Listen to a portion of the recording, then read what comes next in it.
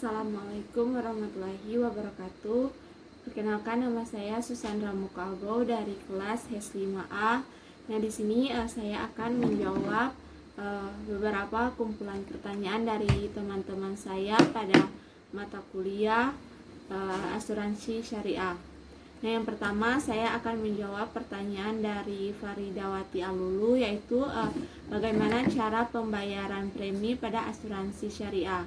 Nah, yang pertama ialah pembayaran melalui link pembayaran.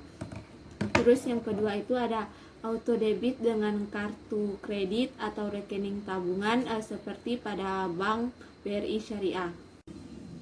Nah, selanjutnya pertanyaan yang kedua dari Wiranto Pakutungan, yaitu bagaimana strategi perkembangan asuransi syariah.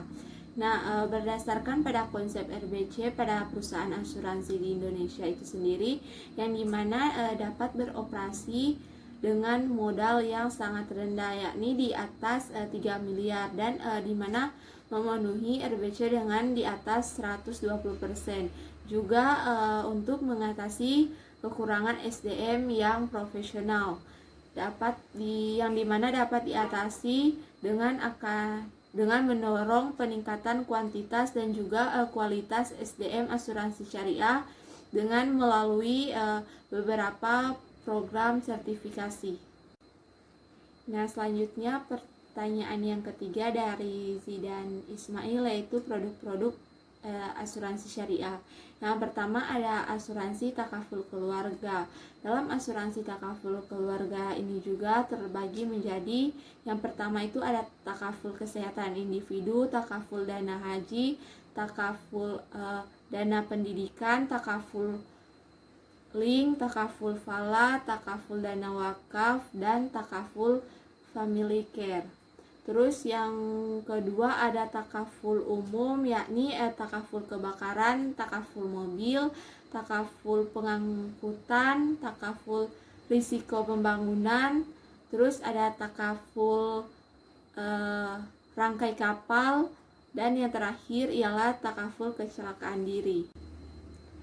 Nah, terus pertanyaan keempat dari Rama Setiawan, yakni apa saja keunggulan dari asuransi syariah. Yang pertama ialah keunggulannya yakni pembagian keuntungan yang profesional. Terus bisa double claim.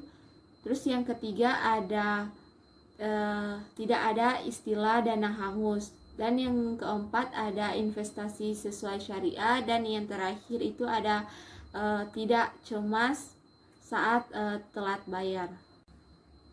Nah, terus pertanyaan kelima dari Dwi Ayastuti, yaitu bagaimana mekanisme pengelolaan dana peserta atau premi dalam sistem produk saving dan juga non saving. Nah, yang pertama pada sistem produk saving ialah di situ ada unsur tabungan, yang dimana setiap peserta wajib membayar sejumlah uang premi secara teratur dalam perusahaan. Nah, dimana setiap premi yang dibayarkan itu dipisahkan menjadi dua rekening, yaitu pada rekening tabungan peserta dan juga rekening tabaruk.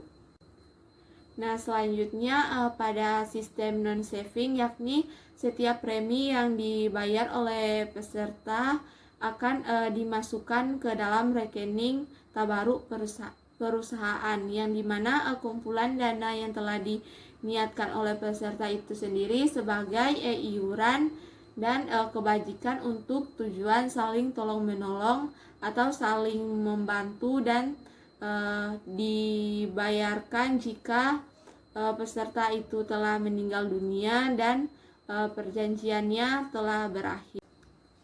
Nah, selanjutnya pertanyaan yang keenam dari Abdul Razak Oli, yaitu akad apa saja yang terdapat dalam asuransi syariah, yakni ada akad tabaru, akad wakalah bil ujrah, akad mudarabah, dan akad mudarabah musyarakah. Nah, selanjutnya pertanyaan yang ketujuh dari Nadila Lahabu, yaitu bagaimana dasar hukum Islam terkait dengan asuransi syariah. Nah, yang pertama, perintah Allah Subhanahu wa taala untuk mempersiapkan hari depan, yang dimana Allah Subhanahu wa taala berfirman pada Quran surah An-Nisa ayat 9, yang dimana ayat ini menggambarkan kepada kita tentang pentingnya planning atau perencanaan yang matang di masa depan. Nah, selanjutnya pertanyaan dari Purnamatina, bagaimana kendala perkembangan asuransi syariah. Yang pertama, di mana tantangan yang harus dihadapi yakni bersumber pada dua hal utama, yaitu permodalan dan juga sumber daya manusia, yakni yang pertama minimnya modal, terus yang kedua kurangnya SDM yang profesional, yang ketiga ada ketidaktahuan masyarakat terhadap produk asuransi syariah, terus yang terakhir ialah dukungan pemerintah yang belum memadai. Nah, terus pertanyaan yang ke-9 dari Humaira Tawil, yaitu berdasarkan perkembangannya apa tujuan dari asuransi syariah itu sendiri. Tujuan dari asuransi syariah itu sendiri yakni yang pertama ialah memberikan jaminan perlindungan dari risiko-risiko yang diderita satu pihak.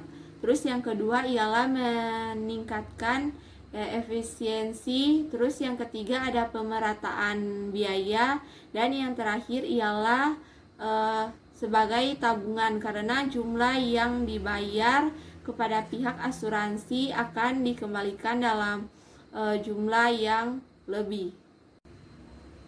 Nah, selanjutnya pertanyaan yang terakhir dari Filiandini Bawo, yaitu bagaimana perbedaan prinsip asuransi syariah dan juga konvensional.